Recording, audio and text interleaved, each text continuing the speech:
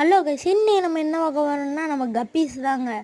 இது என்ன கப்பீஸ் பார்த்தீங்கன்னா, இது டூ டைல்னு என்னவோ சொல்லுவாங்க. அது பேர் என்னன்னு தெரில. உங்களுக்கு பேர் தெரிஞ்சால் கமெண்ட் பாக்ஸில் மறக்காம கமெண்ட் பண்ணுங்கள்.